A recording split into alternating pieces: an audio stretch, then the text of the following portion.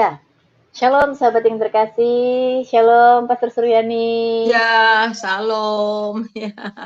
Iya, Shalom semua teman-teman yang ada di live chat dan juga yang menyaksikan. Kita sapa dulu ya Pastor. Di Ya. sini ada Tinker, Gatuso, Yani Askim, Baret Merah. Ya, Shalom semua. Ya. Iya, nanti untuk Ibu atau Bapak ini ya, Yani Askim nanti kita doakan ya setelah sharing materi hari ini. Oke, baik teman-teman semua, terima kasih sudah hadir di awal ya. Hari ini kita akan diberkati dengan sharing firman Tuhan dari Pastor Suryani Pantau. Temanya hari ini dalam terang hadirat Tuhan. Wah, seperti apa sih? Nanti kita akan tahu lebih jauh dikupas oleh Pastor Suryani. Seperti biasa kita akan mengawalinya dalam doa ya Pastor. Mari kita berdoa. Allah Bapa dalam kerajaan sorga, kami mengucap syukur buat waktu yang ada, karena pada hari ini kami masih diberikan kesempatan untuk boleh hidup, dan diberikan kesempatan untuk kembali mendengar kebenaran firman Tuhan yang pastinya akan menuntun dan mengubahkan kehidupan kami. Kiranya Tuhan memberkati akan apa yang kami kerjakan. Hamba berdoa khususnya untuk Pastor Suryani Pantau yang Tuhan pakai untuk menyampaikan kebenaran firman Tuhan bagi anak-anak-Mu. Tuhan urapi, Tuhan berikan pewahyuan kepada beliau sehingga apapun yang keluar dari bibir lidah beliau semuanya berasal dari Roh Kudus itu sendiri. Bapak berkati juga teman-teman saat ini yang sudah hadir dan juga yang menyaksikan dan nanti yang akan bergabung di room diskusi. Berkati biar kiranya apa yang akan disampaikan ini boleh semakin menguatkan iman kami. Pimpin acara kami ya Tuhan dari awal sampai dengan pada akhirnya dan biarlah semuanya bagi kemuliaan nama Tuhan. Terima kasih Bapa, dalam nama Tuhan Yesus kami berdoa. Amin. Amin. Amin. Ya, Shalom Vito, Ibu Yani Askim. Ya, nanti kita dukung dalam doa ya Bu ya. Baik. Ya. Oke, kita akan mempersingkat waktu karena waktu kita hanya 1,5 jam ya Pastor. Jadi kita gunakan baik-baik waktu yang ada. Saya persilahkan Pastor.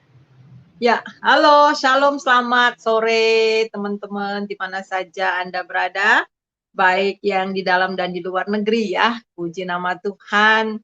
Hari ini kita bisa bersama-sama lagi di channel Wuso ya, luar biasa ya, Ibu Bulan yang setia selalu menemani saudara lewat pujian dan firman Tuhan. Nah, pada hari ini saya ingin mengambil satu tema dalam terang hadirat Tuhan. Wah, ya. Dalam terang hadirat Tuhan. Mari kita membuka, tadi sudah doa ya. Mari kita membuka Yohanes 8 ayat yang ke-12. Ada 2 ayat ya. Yohanes 8 ayat 12 dan 1 Yohanes 1 ayat yang ke-5. Kita baca 1 Yohanes 1 ayat 5 dulu. Dan inilah berita yang telah kami dengar dari Dia. Dan yang kami sampaikan kepada kamu, Allah adalah terang. Dan di dalam Dia sama sekali tidak ada kegelapan. Maka Yesus berkata pula kepada orang banyak katanya, Akulah terang dunia. Barang siapa mengikut aku, ia tidak akan berjalan dalam kegelapan, melainkan ia akan mempunyai terang hidup. Nah, dalam 1 Yohanes 1 ayat 5, Alkitab tegas mengatakan bahwa Allah adalah terang.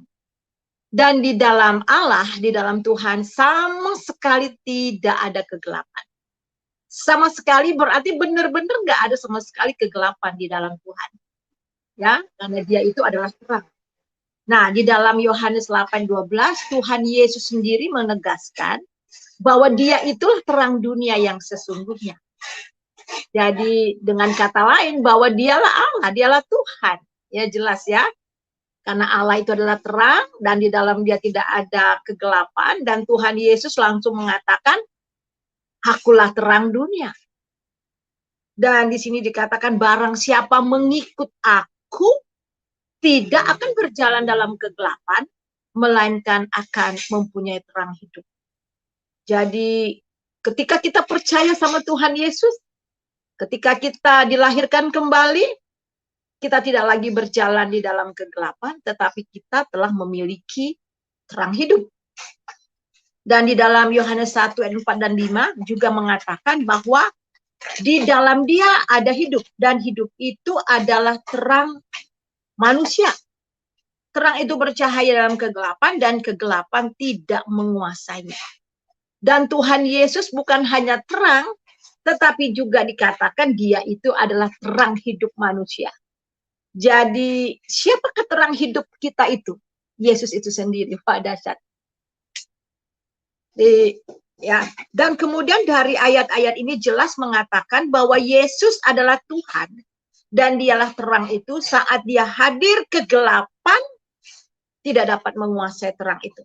Karena dengan hadirnya terang, maka kegelapan akan segera lenyap. Kalau kita pulang malam-malam ya dari luar kota, rumah kita gelap banget, kita lupa nyalain lampu ya, lampu listrik, kita switch on aja ya. Kita on aja. Ketika on lampu, kegelapan langsung sirna. Nah, ketika Yesus hadir di dalam kehidupan kita, kegelapan itu langsung sirna. Dan yang menguasai hidup kita itu adalah terang. Wah, dahsyat. Ya, oleh sebab itu di dalam Tuhan nggak ada yang remang-remang ya. Tidak ada gelap, abu-abu ya, terang is terang ya. Nah, kita akan melihat apa yang akan terjadi jika kita berada dalam terang hadiratnya. Ada beberapa, ada 5 hal yang akan terjadi dalam hidup kita. Yang pertama, terang Tuhan akan membongkar dosa. Nah, itu dia. Terang Tuhan akan membongkar dosa. Jadi ketika kita datang ke dalam hadirat Tuhan, yang nampak itu ketidaklayakan kita. Perhatikan kalimat terakhir dari 1 Yohanes 5 ayat 1 Yohanes 1 ayat 5, dan di dalam dia tidak ada kegelapan. Kemudian ayat ke-6 dari 1 Yohanes 1 ayat yang ke-6, jika kita katakan bahwa kita beroleh persekutuan dengan dia, namun kita hidup di dalam kegelapan, kita berdusta dan tidak melakukan kebenaran. Jadi kalau kita katakan bahwa kita hidup dalam terang, kita sudah hidup dalam hadirat Tuhan, tapi kemudian kita masih hidup di dalam kegelapan, kita berdusta dan tidak melakukan kebenaran. Jadi kita lihat di sini beroleh persekutuan dengan dia, namun hidup dalam kegelapan. Itu artinya kita sedang berdusta, kita sedang bersandiwara. Ya, apakah ada orang Kristen yang bersandiwara? Oh, banyak. Kadang kita juga bersandiwara, ya kan? Kita katakan kita beroleh persekutuan dengan Allah, tetapi kita masih hidup dalam kegelapan. Itu artinya kita berdusta, kita menipu. Berdusta di sini kita menipu diri kita sendiri. Kita sedang bersandiwara, kita sedang munafik, dan tidak melakukan kebenaran. Mungkin dalam bahasa populernya kita sedang pakai topeng. Ya, kita sedang pakai topeng. Dilihat orang, wah kelihatannya bagus banget. Tetapi ketika dibuka topengnya, tidak seperti apa yang dilihat. Jadi karena semua sandiwara dan kehidupan tersembunyi itu, dengan terang Tuhan pasti akan dibongkar. Dan pasti akan dibukakan. Jadi ketika kita hidup di dalam Tuhan, kita sudah jadi anak Tuhan. Kalau kita mempunyai double life, kita mempunyai kehidupan ganda yang tersembunyi, cepat atau lambat pasti akan dibongkar Tuhan. Pasti akan kelihatan. Bagaimanapun itu disembunyikan dengan rapi, akan tetapi terang Tuhan akan memunculkan pada waktunya. Sebab itu kita nggak bisa bermain-main dengan dosa dalam terang Tuhan. Jadi jelas bahwa di dalam dia sama sekali tidak ada kegelapan. Sebab itu dalam kitab Alkitab menuliskan beberapa tokoh-tokoh di mana Tuhan menulis dengan jelas dosa-dosa mereka. Orang seberang bilang gini, kok aneh ya, Alkitab kok dosa Daud diekspos. Ya, dosa Saul, Raja Saul diekspos. Bukan diekspos, maksudnya diceritakan. Dosa Lot diceritakan, dosa anak-anak Lot diceritakan. Bahkan kelemahan daripada Abraham ketika dia mengikuti apa saran Sarah dan kemudian ambil Hagar, itu juga diceritakan. Kemudian ada banyak lagi cerita-cerita Daud, ya. berzina dengan Betseba dan sebagainya, bahkan dalam Perjanjian Baru, di mana Petrus menyangkal Tuhan Yesus. Paulus sebelum dia mengenal Tuhan orangnya jahat sekali. Dan banyak orang bilang, loh kenapa Alkitab menulis itu? Kenapa nggak disembunyiin? Nah justru Alkitab itu terangnya Allah. Alkitab itu adalah firman Allah yang menerangi dosa. Dan salah satu tujuan daripada Alkitab ini adalah membongkar dosa. Menyatakan bahwa manusia itu tidak ada yang benar, seorang pun tidak, dan bahwa manusia itu sudah berdosa. Dosa Kain, bagaimana dia membunuh adiknya Habel, diceritakan, tidak ada yang disembunyikan satupun. Itu artinya bahwa Alkitab itu memang jelas terang-terangan dan tidak pernah menutupi dosa. Karena di dalam terang sama sekali tidak ada kegelapan. Wah, dahsyat, saudara.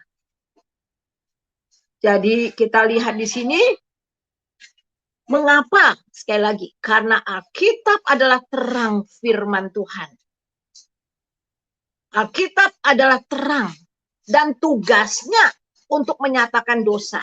Dan bukan hanya untuk menyatakan dosa dan bagaimana menyelesaikan dosa itu di dalam terangnya Tuhan. Wah, luar biasa.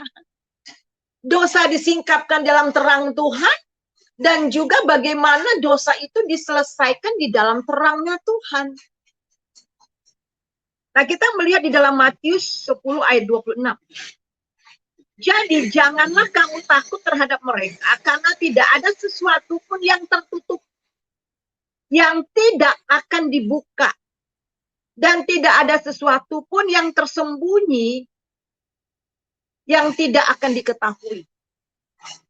Dialah yang menyingkapkan hal-hal yang tak terduga, yang tersembunyi. Dia tahu apa yang ada di dalam gelap, dan terang ada padanya. Daniel 2 ayat 22. Jadi tidak ada sesuatu pun yang tersembunyi. Saya pernah baca satu artikel di mana seorang suami bunuh istrinya. Kemudian bunuh istrinya dan istrinya itu ditanam di dapur, dikubur di dapur. Lalu dia mulai lapor ke polisi, dia pura-pura, dia mencari, sedih dan sebagainya. Itu kalau nggak salah ada sampai 10 tahun lewat ya, hampir 20 tahun.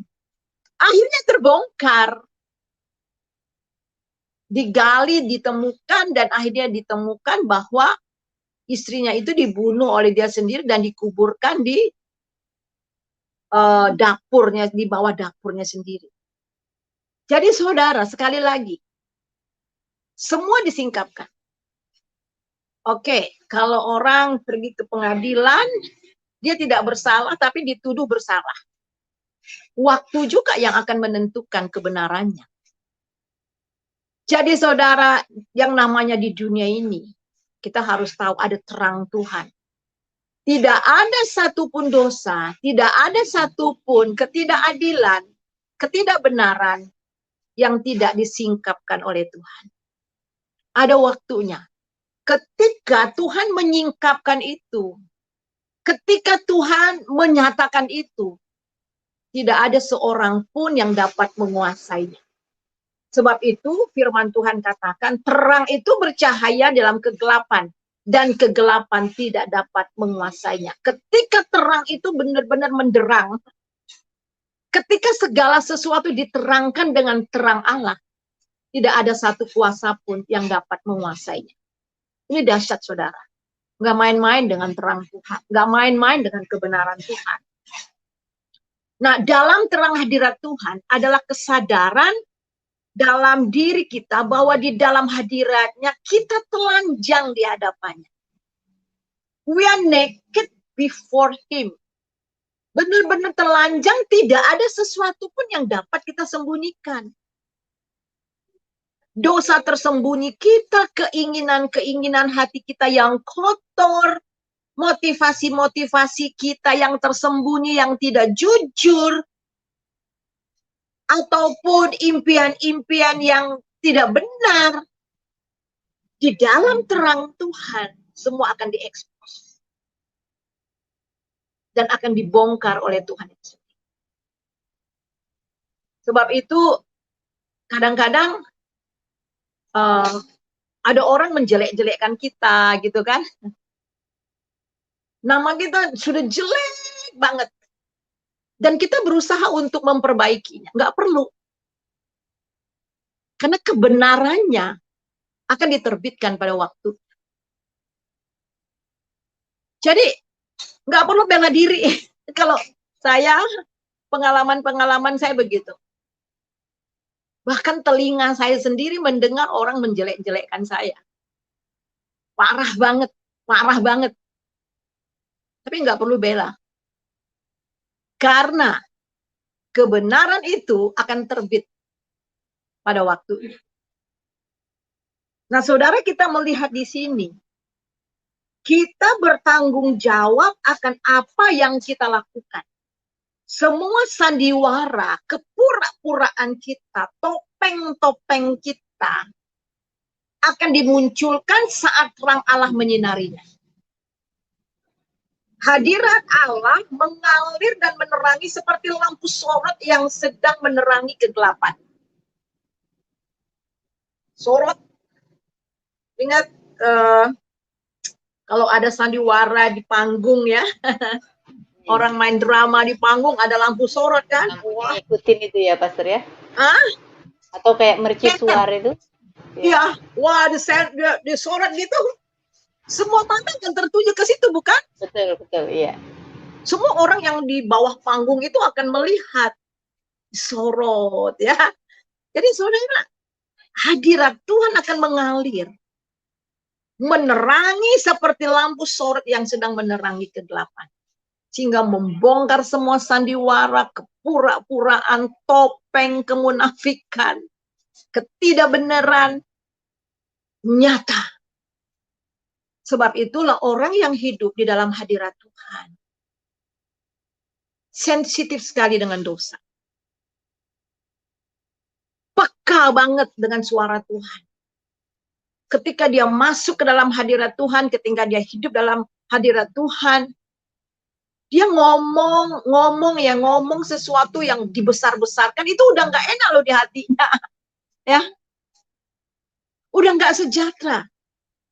Karena memang itu bukan kodratnya lagi. Karena saudara dan saya sudah mendapat DNA-nya Allah. Wah, dahsyat. Amin. Oleh sebab itulah firman Tuhan mengatakan bahwa orang yang sudah dilahirkan kembali tidak akan berbuat dosa lagi. Artinya adalah tidak akan mungkin terus-menerus hidup dalam dosa. Karena sudah ada terang Tuhan, mungkin ada kelemahan dia jatuh. Tetapi dia nggak tinggal di sana. Karena terang Tuhan terus menyinari dia. Dan dia kembali. Dalam sebuah diskusi ruang kuliah, ada seorang profesor bertanya kepada murid-muridnya. Dia tanya kepada murid-muridnya, apakah Allah menciptakan segalanya? Maka mahasiswa itu menjawab, ya benar. Kemudian profesor itu bertanya lagi, apakah Tuhan menciptakan kejahatan? Kan Tuhan menciptakan segalanya. Berarti Tuhan menciptakan kejahatan dong. Kemudian sontak semua satu kelas diam. Tiba-tiba ada seorang mahasiswa berani angkat tangan dan bertanya, Profesor, boleh saya bertanya sesuatu? Oh, boleh saja, silahkan. Maka mahasiswa itu bertanya, apakah dingin itu ada? Tentu saja, pertanyaan apa itu? Kata profesor. Kemudian murid itu menjawab, tapi profesor, kenyataannya dingin itu tidak ada. Menurut hukum fisika, yang kita anggap dingin itu adalah ketiadaan panas. Suhu 460 Fahrenheit adalah ketiadaan panas sama sekali. Dan semua partikel menjadi diam dan tidak bisa bereaksi pada suhu tersebut. Kita menciptakan kata dingin untuk mendeskripsikan ketiadaan panas. Jadi dingin itu menggambarkan, menunjukkan, mengungkapkan ketiadaan panas. Kemudian dia tanya lagi, boleh tanya lagi? Silahkan. Jadi profesornya tadi sempat ini ya, sempat apa namanya, agak kikuk juga. Kemudian dia tanya lagi, apakah kegelapan itu ada? Gelap itu ada? Kemudian, ya tentu saja ada. Kegelapan adalah kualitas sekunder. Profesor, Anda salah lagi. Gelap itu tidak ada. Gelap adalah ketiadaan di mana tidak ada cahaya. Cahaya bisa kita pelajari, gelap sama sekali tidak. Kita bisa menggunakan prisma Newton untuk mencegah memecahkan cahaya menjadi beberapa warna dan mempelajari berbagai panjang gelombang setiap warna. Tetapi Anda tidak dapat mengukur gelap. Seberapa gelap dalam ruangan diukur dengan berapa intensitas cahaya di ruangan tersebut. Jadi kata gelap dipakai manusia untuk mendeskripsikan ketiadaan cahaya. Ya. Jadi saudara, gelap itu menyatakan ketiadaan cahaya. Makanya ketika cahaya itu muncul, gelap pun hilang. Otomatis. Suddenly. Ya, langsung. Dan Yesus katakan dia terang dunia. Kamu tidak akan berjalan dalam kegelapan kalau kamu menerima dia. Karena dia terang. Ketika ada Tuhan, terang pun hilang. Nah, kemudian dia tanya lagi. Apakah kejahatan itu ada? Apakah kejahatan itu diciptakan oleh Tuhan? Tentu saja ada, kata profesor. Tidak, Anda salah lagi. Allah tidak pernah menciptakan kejahatan. Kejahatan itu adalah ketiadaan Allah dalam hati orang tersebut. Mengapa orang itu jadi jahat? Karena tidak ada terang Tuhan, tidak ada Tuhan di dalam hati orang itu. Itu jelas banget, saudara. Jadi ketika tidak ada terang Tuhan, ketika kita tidak hidup di dalam terang hadirat Tuhan, maka gelaplah yang menguasai kita. Tetapi ketika kita hidup di dalam hadirat terang Tuhan, dan ketika Tuhan itu hadir dalam hidup kita, maka kegelapan dalam kehidupan kita pun sirna. Jadi di luar Tuhan, di luar hadirat Tuhan, maka semua menjadi gelap. Dan mengapa orang melakukan kejahatan? Karena tidak ada Allah di dalam hatinya. Sekali lagi Tuhan Yesus katakan, akulah terang dunia. Barang siapa percaya kepadaku tidak berjalan lagi dalam kegelapan, melainkan memiliki terang hidup. Wah, dahsyat ya. Oleh sebab itulah saudara, di dalam terang Allah, dosa diekspos, dosa dibongkar, kemunafikan dibongkar, kepura-puraan dibongkar, sandiwara dibongkar, topeng dibongkar. Tetapi dia bukan hanya membongkar, tetapi dia juga menyelesaikan dosa di dalam terangnya Allah. Itu dahsyat ya. Jadi kita terus diperbaiki ya, kita dengan sinar Tuhan ya, yang jelek-jelek, yang kecil-kecil akan nampak oleh sinar, kemudian dibersihkan oleh darah Yesus setiap hari. Kalau kita hidup di dalam terang hadiratnya. Kemudian yang kedua, dalam terang hadirat Tuhan ada pencerahan. Kalau orang luar sana ada hidayah. Nah, itu dia. Ada pencerahan. Iluminasi. Yohanes 1 ayat 4. Dalam dia ada hidup dan hidup itu adalah terang manusia. Dalam terang hadirat Tuhan membawa pencerahan. Iluminasi. Ini terjadi dalam hati kita. Di dalam hadirat terangnya. Makanya di dalam 2 Korintus pasal yang ketiga, mulai ayat ke-15. Mereka mendengar, baca kitab Musa, dengar firman Tuhan, gak ngerti-ngerti karena ada selubung. Tetapi ketika terang Tuhan masuk dalam pikirannya, oh baru mengerti. Karena untuk mengerti firman ini, perlu terang Tuhan, perlu Roh Kudus. Roh Kudus masuk dan terang yang masuk baru dapat orang mengerti. Jadi kita bisa mengenal Tuhan, kita bisa mengerti firman Tuhan. Oleh karena apa? Oleh ada pencerahan. Dicerahkan oleh Roh Kudus, terang Tuhan terbit dalam pikiran kita. Sehingga kita mengerti. Kita mengerti, kita tahu apa yang kita sembah. Kita tahu apa yang kita percayai. Dan kita percaya apa yang kita tahu. Itu dahsyat banget, saudara. Jadi, orang Kristen itu percaya bukan sesuatu yang mereka tidak tahu. Tetapi tahu. Know what you believe, believe what you know. Nah itu. How can we know? Because of the Holy Spirit, because of the light of God. Nah itu. Karena terang Tuhan, akhirnya kita bisa mengerti. Maka pengertian akan datang dalam hidup kita. Segala sesuatu menjadi jelas. Semua kebingungan lenyap. Kemudian seketika jalan Tuhan menuntun kita ke semua tempat yang sesuai dengan jalannya Tuhan. Sesuatu yang tidak dapat dimengerti, dan akhirnya semuanya dapat mengerti oleh akal dan pikiran kita. Oleh karena terangnya. Nah, bukan hanya dalam terangnya kita mendapat pencerahan, tetapi juga mendapat pewahyuan. Daniel 2 ayat 22, dialah yang menyingkapkan hal-hal yang tak terduga, yang tersembunyi, dia tahu apa yang ada di dalam gelap dan terang ada padanya.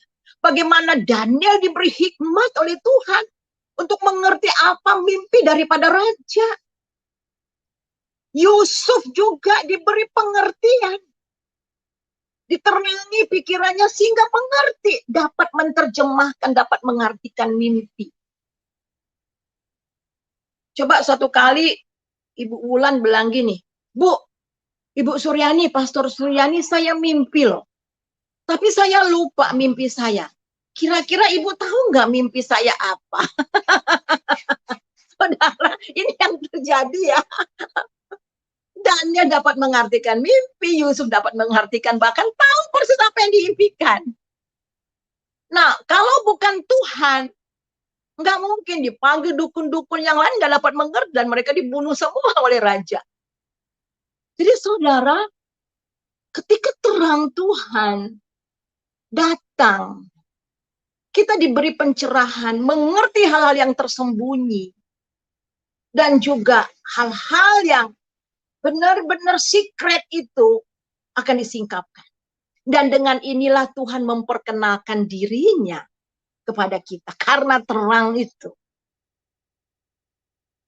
Roh manusia adalah pelita Tuhan yang menyelidiki seluruh lubuk hati. Amsal 20 ayat 27. Karena engkaulah yang membuat pelitanya bercahaya. Tuhan Allahku menyinari kegelapanku. Tuhan Allahku menyinari kegelapanku.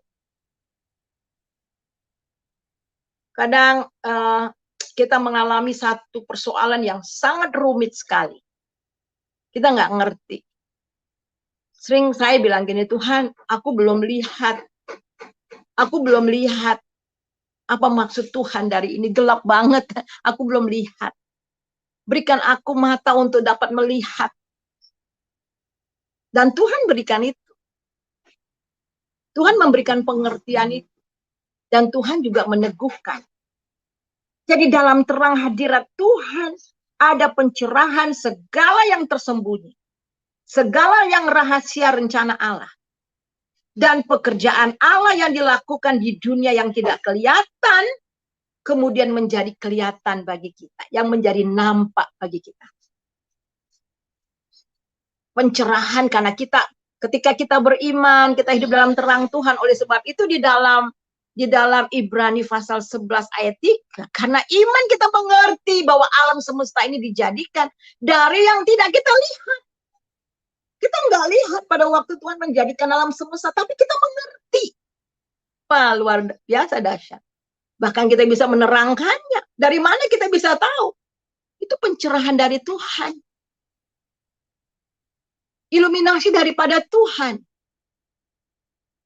Nabi-nabi diilhami oleh Tuhan, oleh Roh Kudus. Roh Kudus itulah terang Tuhan. Roh Allah itu terang Tuhan menerangi roh manusia. Tadi dikatakan bahwa roh manusia itu adalah pelita Tuhan. Dan Tuhan berbicara, Tuhan menerangi segala sesuatu yang tak nampak itu lewat roh kita. Sehingga pikiran kita dibukakan, disingkapkan, sehingga mengerti. Kemudian kita melihat juga terang itu yang tadi memberikan iluminasi atau pencerahan, kemudian pewahyuan, kemudian tuntunan, pimpinan. Jadi terang Tuhan itu memimpin kita. Apabila engkau menyerahkan kepada orang lapar apa yang kau inginkan sendiri dan memuaskan hati orang tertindas, maka terangmu akan terbit dalam gelap dan kegelapanmu akan seperti rembang tengah hari. Tuhan akan menuntun engkau senantiasa dan akan memuaskan hatimu di tanah yang kering. Ia akan memperbaharui kekuatanmu. Engkau akan seperti tanaman. Seperti taman yang diairi dengan baik. Dan seperti mata air yang tak pernah mengecewakan. Tuhan akan menuntun kita. Dan memuaskan hati kita. Dan membawa kita, memperbaharui kekuatan kita. Dengan terangnya. Yang menuntun kita dengan terangnya. Terang hadirat Tuhan. Maka kegelapan kita akan menjadi seperti terang di waktu siang. Tuntunan dan bimbingannya dalam hidup kita. Supaya kita mengalami terobosan dalam hidup kita. Ketika kita mengikuti tuntunannya. Ketika kita mengikuti tuntunannya. Maka hidup kita seperti sumber air yang mengalir. Ada. Ketika kita mengikuti tuntunan Tuhan, terang Tuhan akan menuntun kita, akan membimbing kita. Dan ketika kita benar-benar mengambil bagian dalam apa yang Tuhan mau, maka kita akan menjadi mata air yang mengalir. Menjadi berkat bagi orang-orang yang ada di sekitar kita. Kemudian yang ketiga. Jadi yang pertama itu adalah terang hadirat Tuhan akan mengekspos dosa dan memperbaiki dosa. Dan yang kedua, terang Tuhan akan memberi pencerahan. Pencerahan, pewahyuan, dan tuntunan buat kita. Ketiga, dalam terang hadiratnya mengusir kegelapan. Wow. Semua yang gelap, semua yang susah akan diusir oleh Tuhan. Yohanes 1 ayat 4 dan 5. Dalam dia ada hidup dan hidup itu ada terang manusia. Dalam dia ada hidup dan terang itu hidup dan adalah terang manusia. Terang itu bercahaya dalam kegelapan. Kegelapan tidak menguasainya. Jadi ketika terang itu bercahaya dalam kegelapan. Kegelapan tidak bisa menguasainya. Maka kegelapan itu akan lenyap. Pada saat terang bercahaya, maka otomatis gelap lari. Dalam terang hadirat Tuhan, segala yang gelap akan sirna. Maka hidup kita akan merdeka. Dan Tuhan Yesus dimuliakan dalam hidup kita. Mengapa orang terbelenggu? Kenapa orang terikat? Karena pikirannya gelap. Karena jalan-jalannya gelap. Tetapi ketika terang Tuhan turun, maka rantai-rantai yang mengikat orang itu akan terlepas. Kegelapan yang menyelubungi orang itu akan sirna ketika Tuhan hadir di dalam kehidupan orang tersebut. Yang keempat, dalam terang hadiratnya ada kuasa ilahi yang dilepaskan. Wow. Ada kuasa ilahi yang dilepaskan. Habakuk 3:4. Ada kilauan seperti cahaya, sinar cahaya dari sisinya. Dan disitulah terselubung kuasanya. Dari cahaya sinar yang ada di sisi Tuhan. Disitulah tersembunyi kekuatannya yang dahsyat. Kuasa Allah tersembunyi dalam terang hadiratnya, di mana Dia melepaskan ke dalam kita, di tengah-tengah kita, ketika kita berada dalam hadirat terangnya, maka terangnya membawa terobosan-terobosan dalam wilayah di mana yang tadinya dikuasai kegelapan. Jadi ketika ada hadirat Tuhan, baik itu dalam hidup kita maupun dalam satu wilayah, ketika dilawat Tuhan dengan terang Tuhan, maka akan ada terobosan-terobosan dalam diri orang itu. Maka akan ada terobosan-terobosan terjadi di wilayah di mana Tuhan lawat dengan terang. Jadi kuasa yang membawa terobosan. Kita lihat bagaimana contoh kehidupan Paulus. Ia mengalami transformasi saat dijumpai dan disinari oleh terang ilahi daripada Tuhan Yesus. Di dalam Kisah 9 ayat 3 sampai 5 kita dapat lihat itu. Dalam perjalanannya ke Damsyik ketika ia sudah dekat kota itu, tiba-tiba cahaya memancar dari langit mengelilingi dia. Ia rebah di tanah dan kedengaran oleh suatu suara yang berkata, "Saulus, Saulus, mengapakah engkau menganiaya aku?" Sejak mengalami sinar Tuhan, terang Tuhan, hidup Paulus tidak sama lagi. Betul-betul pikirannya dicerahkan. Betul-betul dia diterangi pikirannya. Selama ini yang dia anggap itu luar biasa, dia anggap itu adalah hal yang sangat berharga, ideologinya, pemahamannya, tradisi-tradisinya, justru merupakan kegelapan ketika terang itu bercahaya. Itu yang gelap yang menyinari, yang menutupi dia selama ini. Tetapi ketika ada terang Tuhan, betul-betul dia dapat melihat dengan terang benderang. Sehingga di dalam Mazmur pasal 36 ayat yang ke-10. Di dalam terangmu kami melihat terang. Dahsyat. Hanya di dalam terang Tuhan kita dapat melihat terang yang sesungguhnya. Ketika Paulus mengalami terang Tuhan, dia dapat melihat terang yang sesungguhnya. Makanya dia katakan, dulu tuh aku puji-puji merupakan keuntungan sekarang. Karena pengenalan akan Tuhan, apa yang kuanggap untung sekarang adalah kuanggap sampah. Kenapa? Karena terang Tuhan sudah terbit dalam pikiran dan hatinya. Ketika seorang mengalami perjumpaan dengan terang hadiratnya, maka hidupnya akan diubah dengan kuasa ilahi. Sering transformasi terjadi langsung seketika. Atau berangsur, kuasa terang Allah menguasai terang.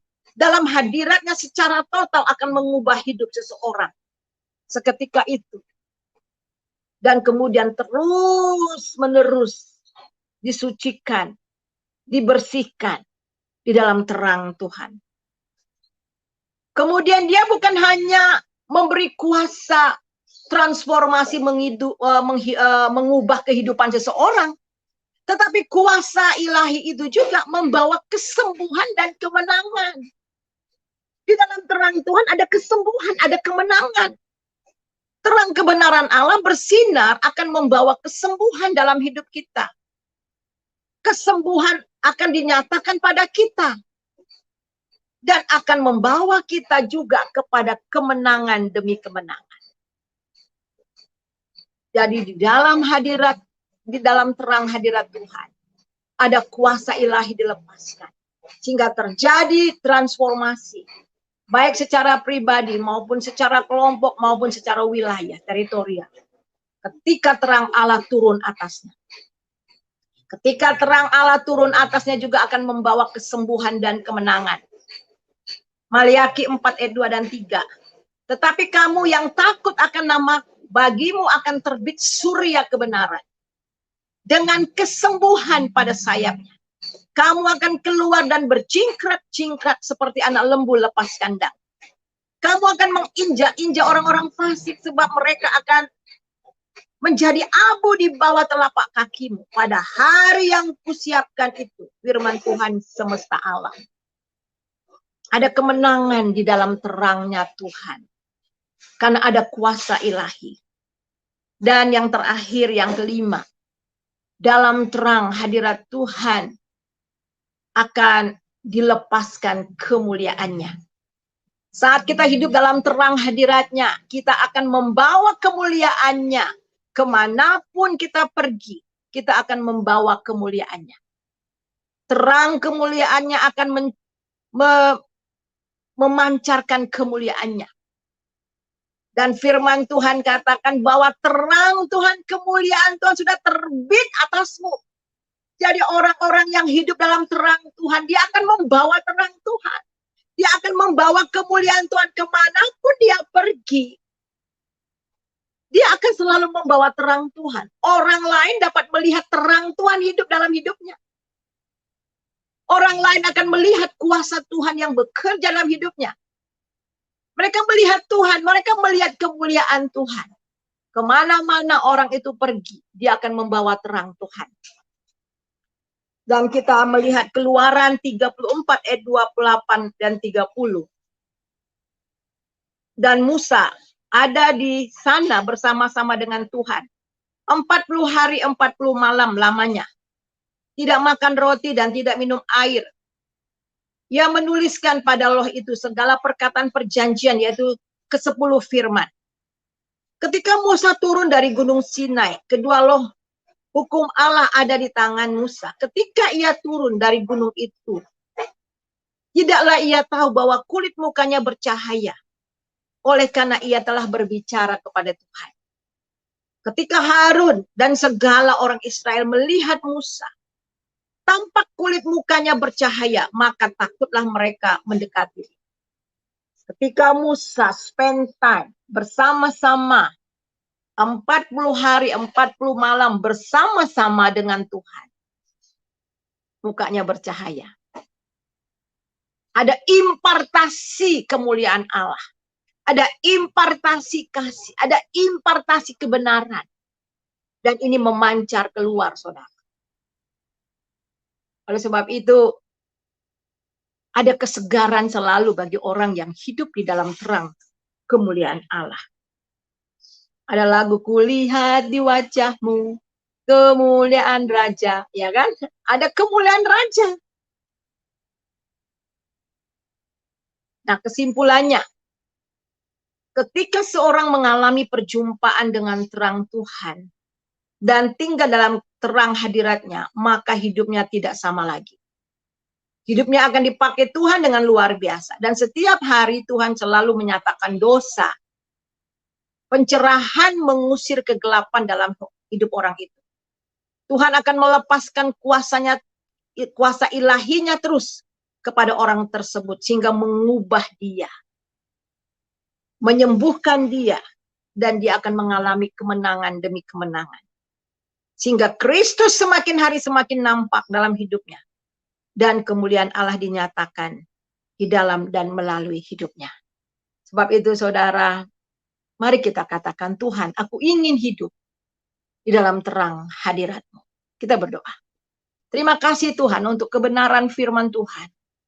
Terima kasih karena di dalam terang Tuhan, Tuhan menyatakan dosa. Kalau kami mengatakan bahwa kami orang Kristen yang percaya Yesus, tetapi kami selalu menganggap bahwa diri kami benar. Selalu menganggap bahwa kami nggak pernah bersalah, tetapi oranglah yang bersalah. Itu berarti kami tidak hidup dalam terang Tuhan.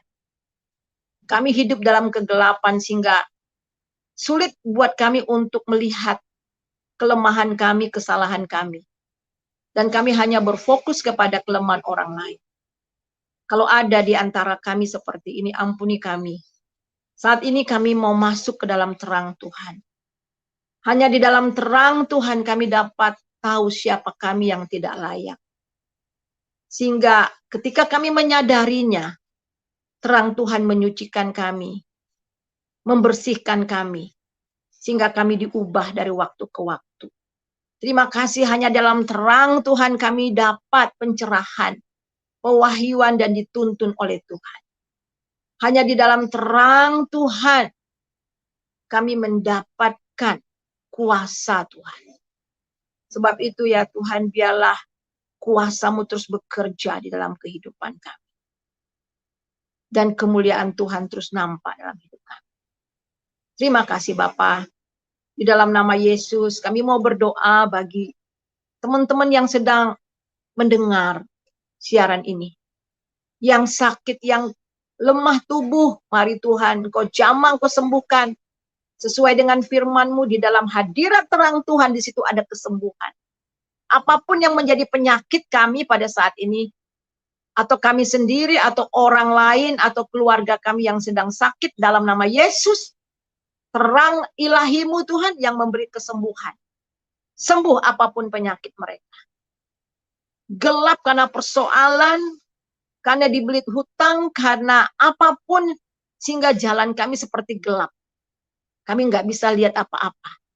Tapi pada siang ini, terang Tuhan, hadirat Tuhan, terang-Mu yang bercahaya, akan menghalau semua kegelapan. Akan terjadi perubahan-perubahan dalam kehidupan kami. Terima kasih Bapa. Di dalam nama Yesus kami berdoa. Haleluya buat terang-Mu. Amin. Amin. Silakan. Terima kasih Pastor Suryani, diberkati sekali dengan sharing firman Tuhan hari ini. Teman-teman silahkan yang ingin bergabung, linknya sudah saya bagikan, boleh naik ya untuk kita berdiskusi mengenai materi yang sudah dibagikan Pastor Suryani hari ini. Ya ada 2 orang ya, ada teman kita, ada 2 Bu di live chat yang minta dukungan doa, ada dot ini setia ya di live chat menyaksikan juga. Minta dukungan doa Bu, supaya Tuhan taruh kasih dan kerendahan hati dalam hidupnya. Wah, luar biasa ya. Kemudian satu lagi Bu, di atas saya bacain aja, tadi saya sempat catat. Ada Ibu, siapa tadi namanya ya, dari anak Vicky. Yang tadi saya munculin, Pastor, itu anaknya bernama Vicky. Beliau mau katerisasi atau kateter ini ya, saya juga kurang tahu ya. Tanggal 9 ini mau katerisasi, semoga tidak ada efek dari katerisasinya. Anak ini kalau nggak salah itu ada, ditakutkan ada pendarahan atau komplikasi. Kurang lebih seperti itu, Pastor. Ya, jadi kurang, mic-nya Pastor saya, mungkin mic-nya bisa di-unmute dulu. Ya, kita berdoa ya. Tadi Pak Dodot ya. Dengan Vicky ya, yang akan dikaterisasi. Anak Vicky, ya. Anak ya. Ibu Yeni kalau nggak salah tadi. Silahkan, ya. Pastor. Kami berdoa buat Pak Dodot untuk kerinduannya supaya Tuhan memberikan kerendahan hati, kesungguhan. Biarlah semua roh kesombongan, angkuh dicabut darinya, Engkau ganti dengan rendah hati, memiliki hati seperti hati Kristus, perasaan yang sama seperti Kristus. Biarlah dia hidup dipimpin dan dikuasai Roh Kudus, sehingga buah daripada Roh Kudus akan mengalir dalam kehidupannya. Berkati hidupnya, biarlah Roh Kudus terus menerangi hatinya, sehingga dia terus bertumbuh di dalam pengenalan akan Tuhan. Berkati hidupnya dan keluarganya. Untuk anak Vicky yang akan dikaterisasi, Tuhan tolong juga supaya semua berjalan lancar, tidak terjadi efek samping dan sebagainya. Kami minta ini dalam nama Yesus. Sekali lagi firman-Mu mengatakan bahwa di dalam cahaya terang-Mu ada kesembuhan. Sebab itu kami minta kesembuhan total, kesembuhan sempurna Tuhan berikan kepada Vicky, sehingga dia sehat kembali. Terima kasih Bapak. Di dalam nama Yesus kami berdoa. Haleluya. Amin. Amin. Terima kasih Pastor untuk doanya. Teman-teman silahkan yang mau didoakan bisa tulis di sini ya. Oke, iya. Ini tema yang sangat baik sekali, sangat bagus sekali, itu terang Tuhan ya. Memang setelah apa yang dijelaskan ya Pastor, intinya bahwa orang yang hidup di dalam terang Tuhan ini berbeda dengan orang dunia ya Pastor ya. Karena mungkin dia lebih sensitif, gitu, lebih peka dan lebih sensitif akan dosa-dosa itu tadi ya Pastor ya. Jadi misalnya mungkin bagi orang umum atau orang dunia, hal yang dia lakukan itu hal yang biasa gitu ya, biasa aja sebenarnya. Tetapi buat orang yang memang lebih terbiasa hidup di dalam hadirat Tuhan, di dalam terangnya, karena ada terang Tuhan di dalam hidupnya, otomatis menjadi terang, tidak ada kegelapan sama sekali, sehingga hal yang biasa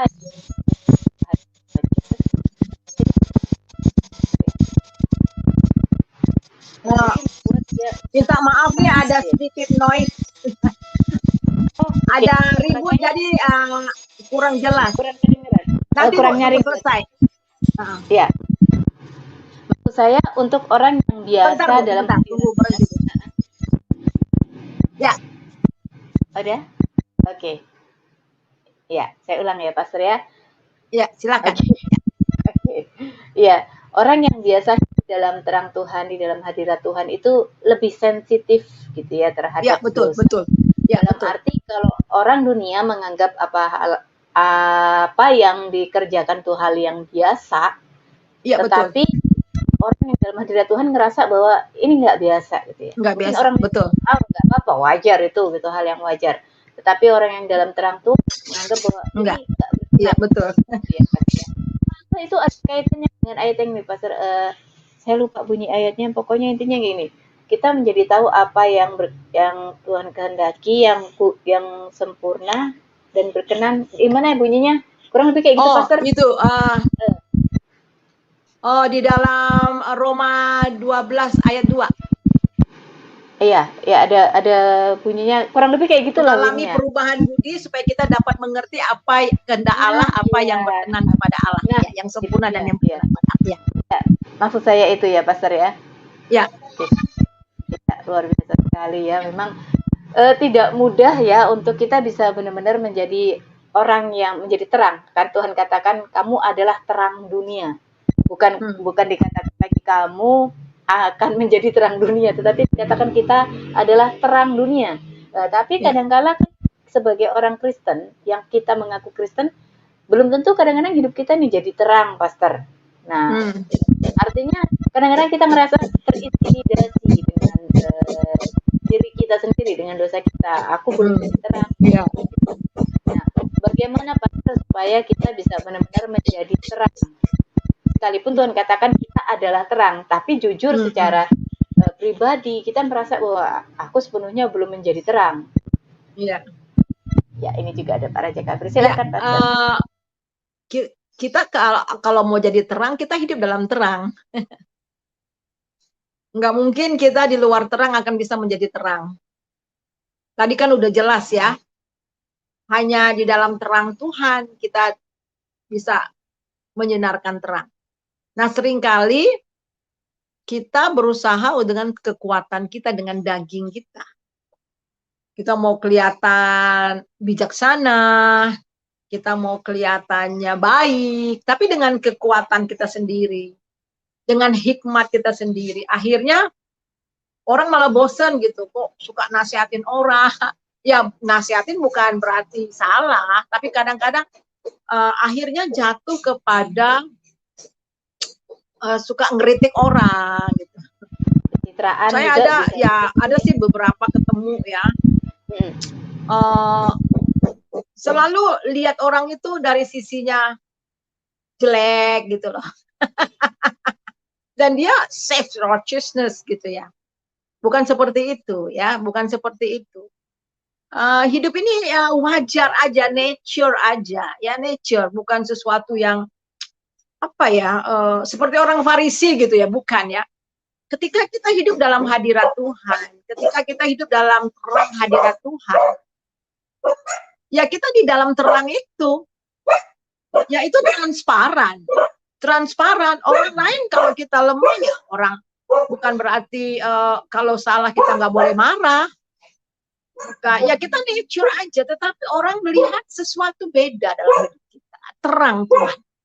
Ketika kita lemah, orang lain melihat, kok menang ya orang itu, gitu loh. ketika orang lihat kita mengalami badai yang bertubi-tubi, sempat oleng, tapi kok keluar sebagai pemenang ya gitu. Jadi selalu menang gitu loh, selalu menang. Jadi bukan jadi terang itu dia harus jadi superhero atau apa, enggak ya, wajar saja. Jadi itu nature banget, nature ya, nature. Jadi ketika kita hidup dalam terang Tuhan, kita dilingkupi oleh terang Tuhan, maka kita bisa memancarkan terang. Tetapi kalau kita di luar terang itu, ya nggak bisa. Akhirnya daging yang muncul, bukan terang Tuhan. Ya itu aja.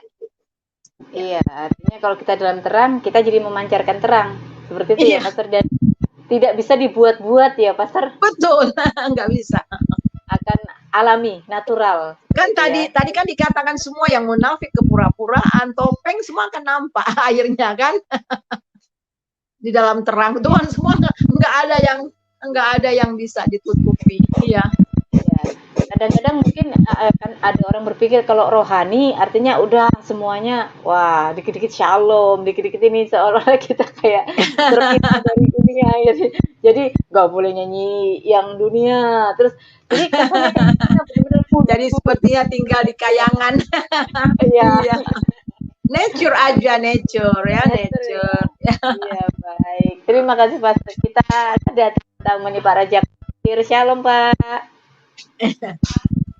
Pak Rajak. Selamat siang, salam. Halo, selamat siang Pak Raja.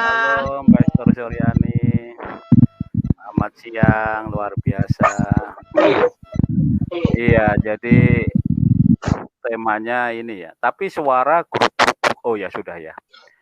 Mungkin dari Bu Wulan kalau dibuka, kalau tempat Bu Wulan dibuka, suaranya ebrek begitu.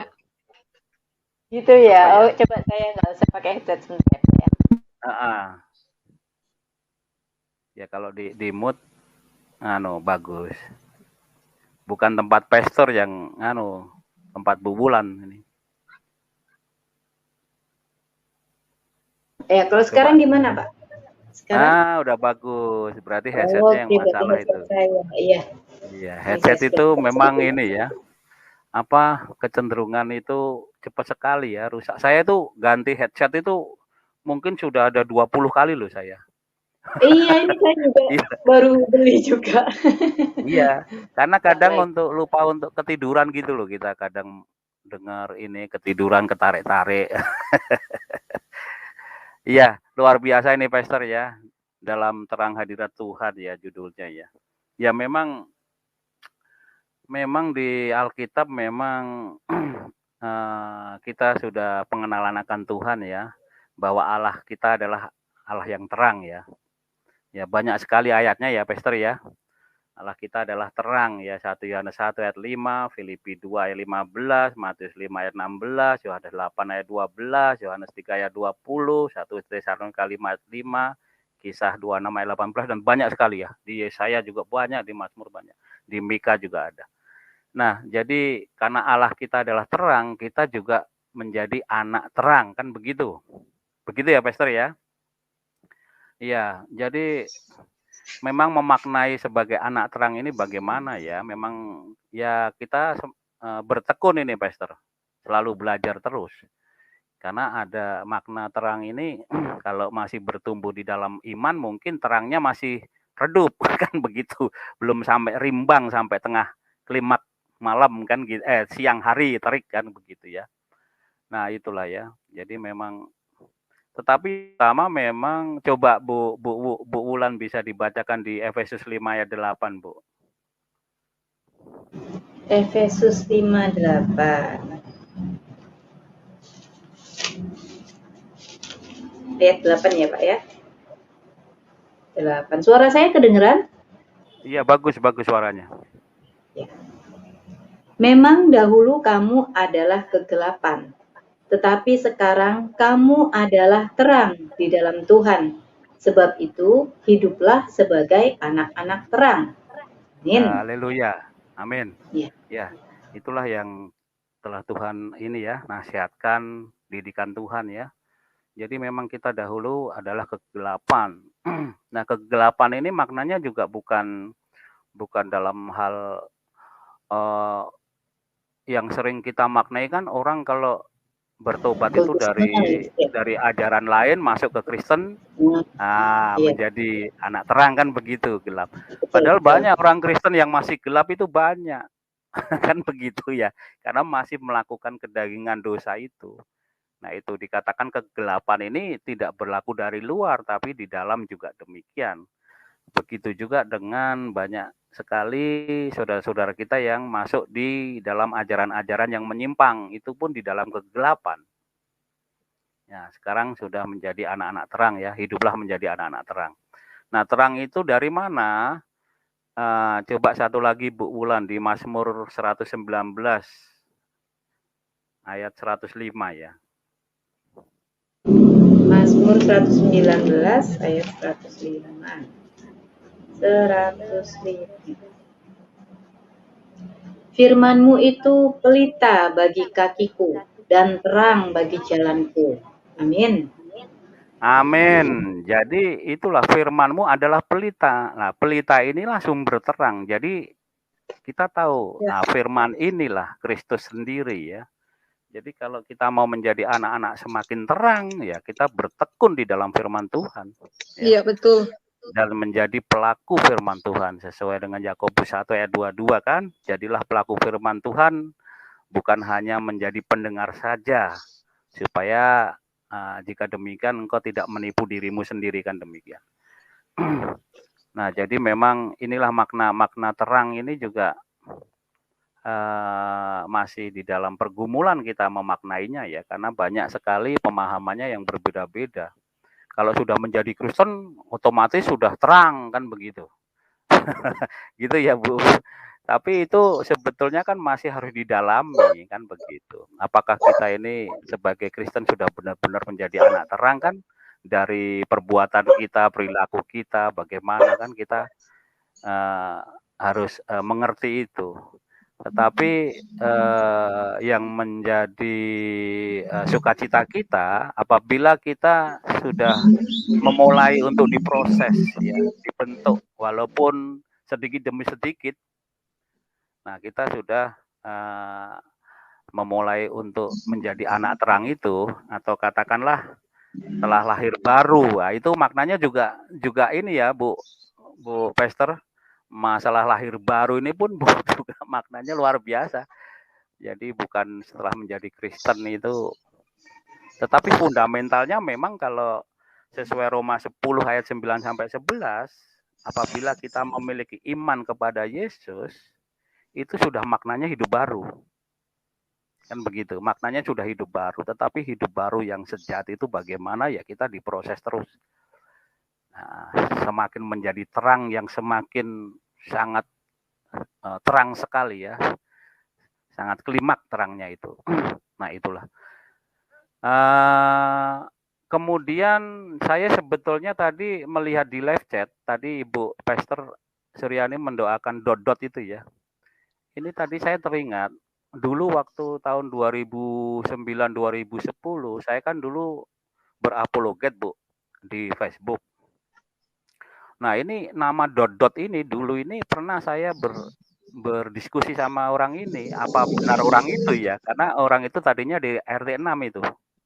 Wah, sangat keras itu dot itu. Tapi nggak tahu, semoga orang itulah, amin ya. Kalau orang itu dia sudah dijamah oleh Tuhan. Luar biasa kalau memang ini Pak ya, memang iya, dot. Iya, karena memang waktu di Facebook luar biasa ini. Dia memakai nama dot ini penghujatannya luar biasa, tetapi kalau dia sekarang sudah dijamah Tuhan ya puji Tuhan. Kalau orang itu betul ya waktu saya ketemu di Facebook dulu tahun 2009 2010 sampai 2004 itulah. Nah, jadi tema ini memang menginspirasi ya, menjadi renungan kita ya Bu Pastor ya. Tetapi saya mau bertanya begini, Pastor. Ini pertanyaan dari teman kita yang di aliran bidat ya. Saya katakan di aliran bidat, dia pernah bertanya kepada saya seperti ini. Ada seorang pendeta yang di awal dia memulai pelayanan, dia sangat bertekun kepada Tuhan, Hmm. sampai dia bisa mentobatkan orang 1000 orang, katakan demikian. Oh. Sampai bisa mentobatkan 1000 orang, tetapi di perjalanan hidupnya, pendeta ini tergelincir di dalam dosa, melakukan korupsi, pencurian, perzinahan. Ya. Kemudian setelah itu dia sakit keras bertahun-tahun, sakitnya itu. Kemudian begitu saat dia mau meninggal dari sakitnya itu, ibaratnya napasnya tinggal 1-2 tarikan saja ya. Ya. Dari mulutnya dia mengatakan dia bertobat kepada Tuhan. Nah, apakah pendeta ini diselamatkan? Nah, ini pertanyaan krusial. Karena kalau kita nggak hikmat dan bijak menjawabnya, bisa dipakai untuk berframing. Itu. Jadi bisa membenarkan nanti orang Kristen, ya sudahlah, yang penting berdosa aja, nanti kalau sudah mau mati baru ngomong bertobat dari mulutnya, begitu loh. Nah, bagaimana Pastor Suryani untuk menanggapi? Iya, memang sih ya. Daud tadi juga ya, Daud juga pernah jatuh. Ada beberapa orang juga pernah jatuh, tapi bertobat ya. Bedanya antara Saul dengan Daud apa? Saul nggak pernah bertobat. Sampai mati dia, mati dalam dosanya. Tetapi Daud ketika Nathan menegur dia langsung bertobat. Bahkan ada Mazmur 51 ya, bagaimana ungkapan daripada Daud itu ya, pertobatan yang sungguh-sungguh, betul-betul dia sungguh-sungguh ya mengasihi Tuhan. Dan kita lihat contoh daripada Bapak ini ya, Tuhan memang keselamatan sebenarnya dari pihak Tuhan itu nggak hilang ya, karena dia tidak menginginkan satu orang pun binasa. Itu dari pihak Tuhan, ya, dari pihak Tuhan. Akan tetapi Alkitab juga mengatakan ada banyak orang yang akhirnya jatuh dan kemudian nggak kembali kepada Tuhan gitu ya, sampai akhirnya terhilang. Dan saya percaya bahwa selama jantung itu masih berdetak, Tuhan masih menunggu kita untuk bertobat ya, untuk kembali kepada Dia.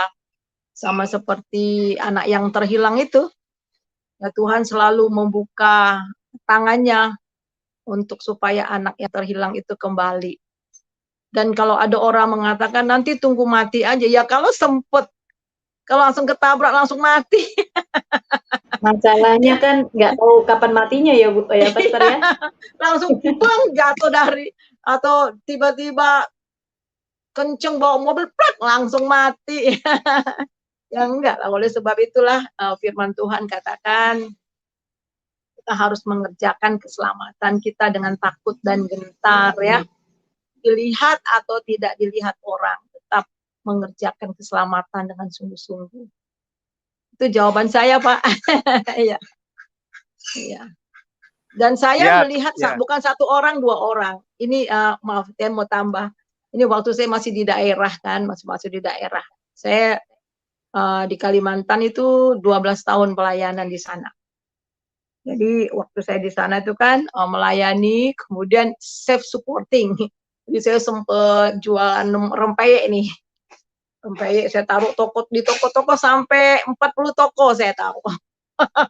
Terkenal rempeyek Ibu Pendeta. Gitu ya. Saya taruh pagi, kemudian ada nanti kalau udah habis saya taruh lagi. Tapi saya ada satu toko ini saya selalu lihat Bapak ini duduk di situ. Kalau saya taruh pagi dia ada di situ, tapi di depannya ada arak.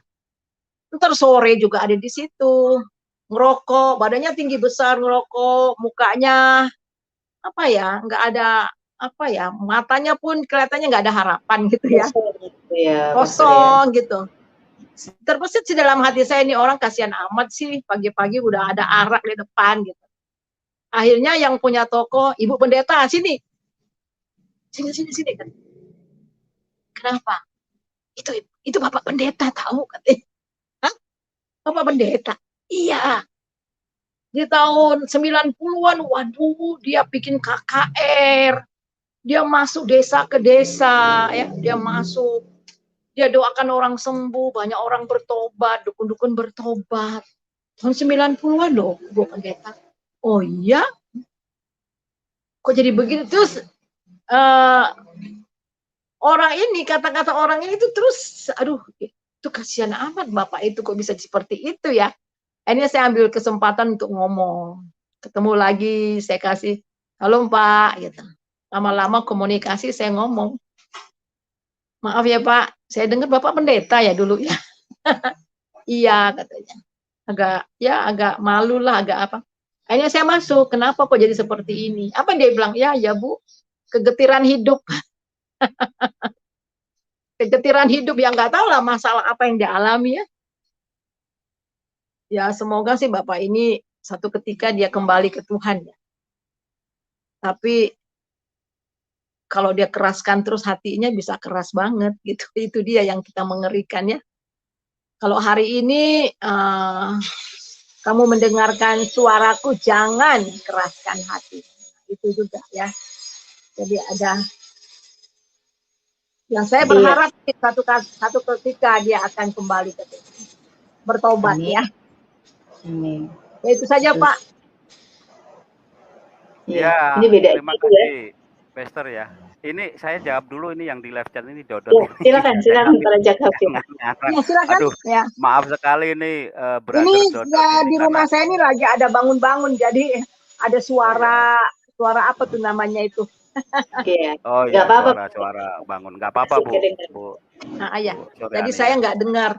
Ya, silakan. Iya. Silakan Pak. Ya, jadi mungkin berbeda ya, mungkin Dodot yang dulu sama ini ya. Minta maaf kalau tidak sama, tadi juga sudah saya katakan kalau ini ya. Kalau sama gitu, puji Tuhan. Enggak pun sama pun puji Tuhan ya. Jadi terima kasih tadi jawabannya Bu Pastor ya, Suryani ya. Memang tadi ini konteksnya karena orang itu pertobatannya saat mau mati ya. Jadi konteksnya itu. Nah kalau tadi di flashback-kan dengan Saul dengan Daud misalnya ya, coba kita Bu Wulan kita baca di 1 Samuel 16 ayat 14 Bu Wulan. 1 Samuel 16 ayat 14. 14.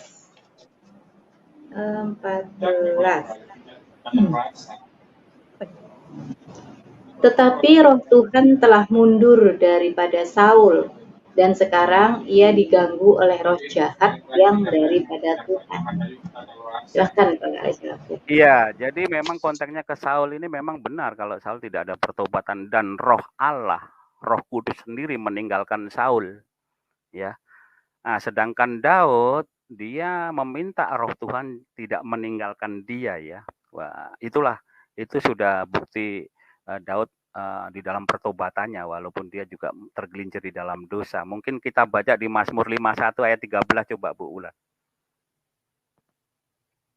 Mazmur 51:13.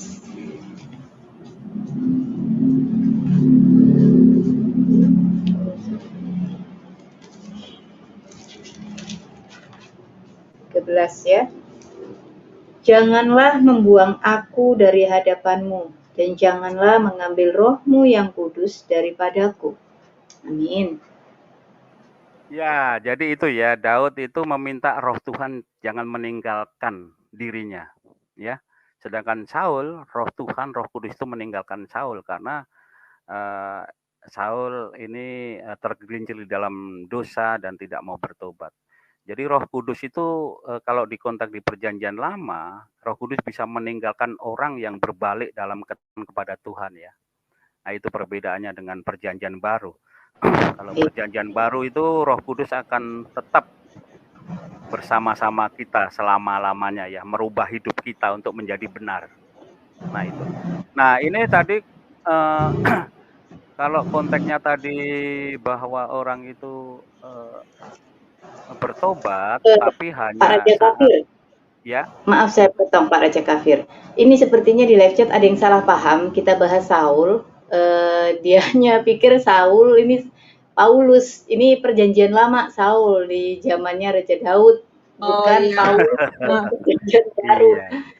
Jangan salah Ya, paham. kalau yang tidak paham. perjanjian baru Saulus. Iya, Ya, Saulus. Saulus ya ini menjadi Paulus. Kalau ini Saul. ya bukan Silakan bukan baca. Ya, ya bukan ya, Saul jadi itu bukan itu Paulus. benar memang ya, memang firman Tuhan juga kan berkata bahwa kita yang sudah dimateraikan oleh Roh Kudus, jangan kita mendukakan ya, jangan mendukacitakan Roh Kudus di hari yang telah memateraikan kamu di hari keselamatan. Jadi Roh Kudus itu terus akan bekerja dan dia akan tinggal dalam kita, dia nggak keluar masuk ya, nggak keluar masuk seperti dalam perjanjian lama dia meninggalkan, tetapi dia tetap, kita dimateraikan. Sebab itulah firman Tuhan mengatakan supaya kita dipimpin oleh Roh Kudus. Kemudian kita juga jangan mendukacitakan Roh Kudus. Dan itu harus ada kerjasama antara kita dengan Roh Kudus. Ya, Roh Kudus berbicara kepada kita, tetapi kita juga harus mempunyai hati yang terbuka untuk Roh Kudus yang bekerja di dalam hati kita ya. Kalau Roh Kudus hari ini bicara sama kita, kita keraskan, kita keraskan, kita keraskan. Dan akhirnya sensitif itu udah hilang ya, bisa padam. Bisa lama-lama bisa padam. Nah, saya pikir kasus daripada orang yang teman saya ini yang saya ketemu ini, yang di warung itu, yaitu jadi ada akar pahit mungkin di dalam hatinya, ada masalah-masalah sehingga kegetiran. Dia bilang, itulah Bu kegetiran hidup gitu ya, kegetiran hidup sehingga itu yang membuat dia terus ada di sana ya. Jadi mendukacitakan Roh Kudus dan akhirnya dia sendiri yang memadamkan Roh Kudus itu yang bekerja di dalam hatinya. Dan tapi saya percaya ya sekali lagi bahwa Tuhan itu dengan bermacam-macam cara, karena di dalam Yohanes pasal 8 ayat 38 ayat 39 juga ya, dia tidak menghendaki satu orang pun yang hilang daripada kita. Jadi dengan begitu macam cara dia akan membawa kita kembali kepadanya. Ya mungkin lewat masalah-masalah yang terjadi, terbentur sana terbentur sini kadang-kadang ya, hanya kembali. Ya, dia sangat mengasihi kita dan Roh Kudus itu terus bekerja di dalam kehidupan kita. Sebagai anak-anak Tuhan di dalam di dalam Ibrani pasal yang ketiga itu jelas ya. Jadi jika Roh Kudus berbicara kepadamu, jangan keraskan hati. Nah, kalau kita keraskan hati itu semakin hari semakin keras. Dan kadang-kadang harus pakai apa ya, Tuhan pakai, saya suka bilang gini sama jemaat saya, pakai palu ya untuk ngingetin kita. Dan akhirnya baru sadar ya. Nah, itu aja Pak tambahan dari saya. Ya, baik. Ya, terima kasih. Mohon maaf ini teman-teman, sebenarnya menarik sekali ya bahasan kita. Pak Raja Kafir juga belum selesai, tapi karena waktu saya silakan, masih ada kesempatan. Sorry tadi saya potong ya. Karena tadi ada suara-suara ya, jadi kurang jelas. Jadi iya, mohon maaf saya yang mohon maaf karena memang harusnya masih bisa, tapi karena saya ada kegiatan habis ini, jadi saya membatasi sampai 4:30. Oh iya. Bisa Pak Raja Kafri selesaikan, mungkin boleh saya kasih waktu 1 menit yang tadi terputus. Ya, silakan Pak Raja. Raja apa ini? Tulisannya kecil banget. Raja Kafir. Oh, Raja Kafir ya, silakan. Nanti setelah itu closing statement ya Pastor, dan kita tutup dalam doa ya Pastor. Ya, jadi terima kasih Pastor ya. Mungkin Pastor lupa ya, kan sering jumpa kita sebetulnya dulu, sering beberapa kali pernah jumpa ya. Memang tadi itu krusial sekali pertanyaan tadi, cuma karena waktu ini yang mungkin bisa dilanjut lain waktu ya. Tetapi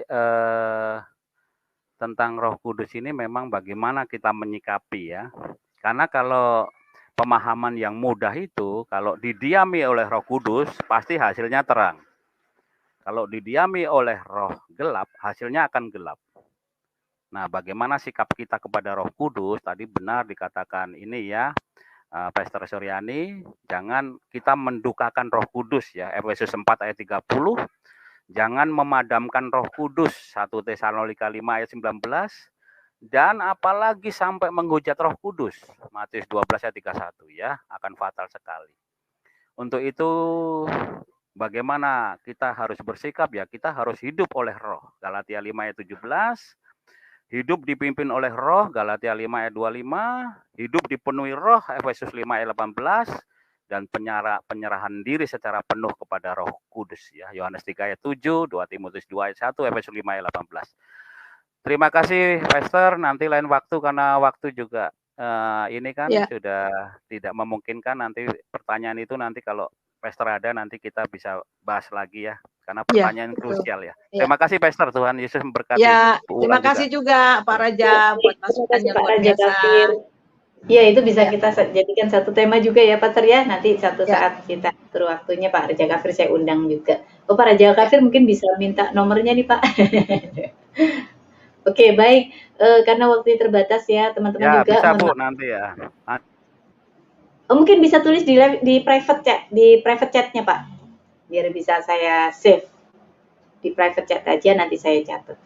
Ya, waktu saya terbatas, mohon maaf teman-teman, karena semakin kesini makin menarik bahasanya ya, tapi nanti kita lanjutkan lagi lain waktu. Pastor Suryani, silakan untuk kasih closing statement dan kemudian kita tutup dalam doa. Ya.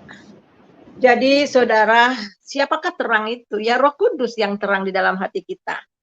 Jadi kita harus tahu bahwa ketika kita mati secara rohani, itu artinya roh kita tidak ada Roh Kudus dalam roh kita.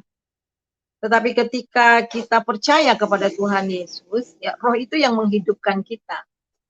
Roh itu yang menghidupkan kita sehingga memerdekakan kita dari hukum dosa dan hukum maut.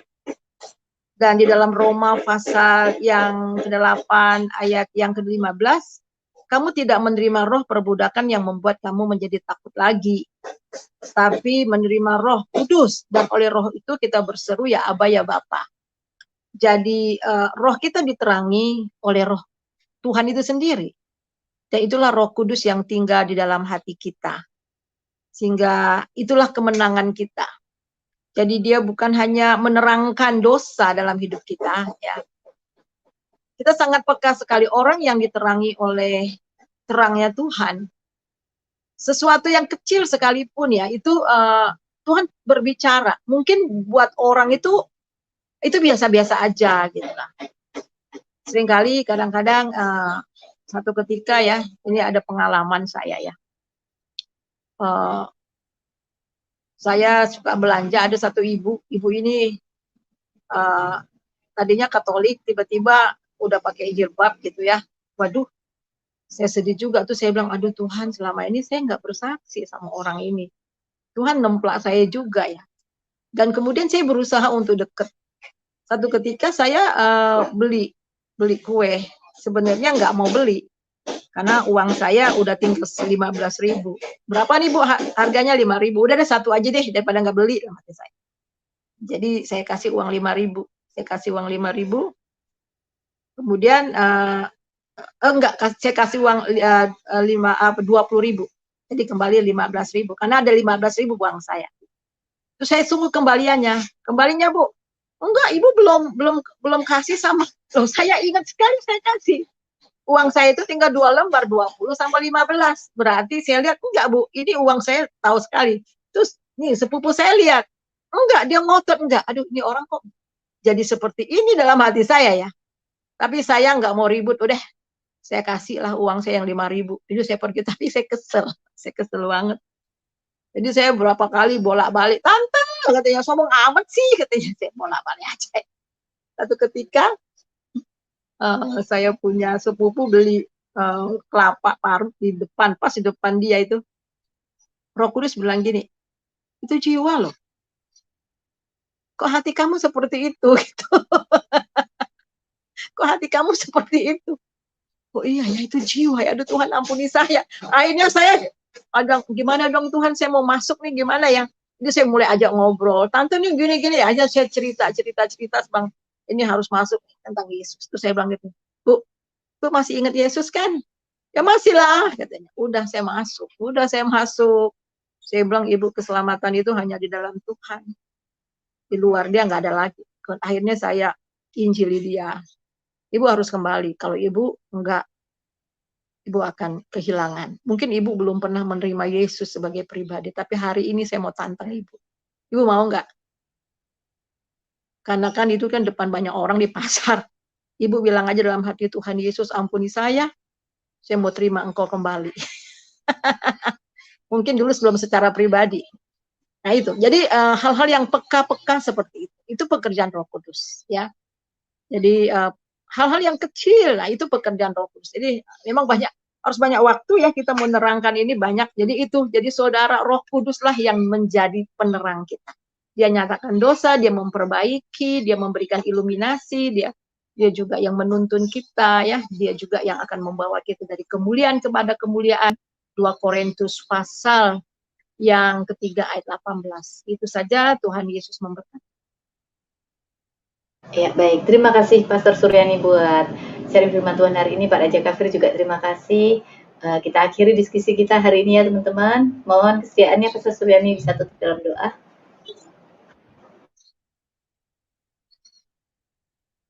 Doa ya Bu? Ya, mari kita berdoa.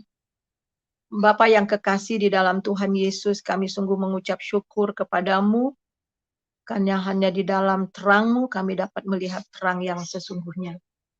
Terima kasih karena terang-Mu sudah ada dalam hati kami, dan Engkau senantiasa membimbing, Engkau senantiasa membawa kami dari waktu ke waktu, membina kami sehingga pengenalan kami akan Tuhan semakin hari semakin dalam Tuhan. Sebab itu kami mau berdoa bagi para pendengar, teman-teman yang sedang menyaksikan acara ini. Biarlah kebenaran firman Tuhan pada sore ini betul-betul menerangi pikiran mereka, sehingga mereka dapat mengerti kebenaran. Sehingga kebenaran itu juga akan memerdekakan mereka. Terima kasih Bapak untuk Ibu Wulan, berkati channelnya, berkati hidupnya, berkati rumah tangganya. Terima kasih juga untuk Pak Raja, yang Tuhan pakai juga pada saat ini untuk sharing firman Tuhan. Kau pakai, Kau berkati keluarganya dan pelayanannya. Kami serahkan ini ke dalam tangan Tuhan. Biarlah damai, sejahtera, sukacita yang melimpah-limpah dari Bapa di dalam Tuhan Yesus, persekutuan yang manis dalam Roh Kudus, senantiasa menyertai saudara dan saya sampai selama-lamanya. Haleluya. Amin. Ya, jangan lupa juga kunjungi channel saya Suryani Pantau. Iya, teman-teman jangan lupa kunjungi ya, like, subscribe, share channel dari Pastor Suryani Pantau. Channelnya apa, Pastor? Channelnya Suryani Pantau. Suryani Pantau. Oh, Suryani Pantau. Ya. Nanti saya kunjungi ya. Baik semuanya. Terima kasih, Tuhan Yesus memberkati. Ya, terima kasih. Ya, Tuhan Yesus berkati. Berkasih. Shalom, shalom. Terima kasih Pak Raja Kafir. Thank you.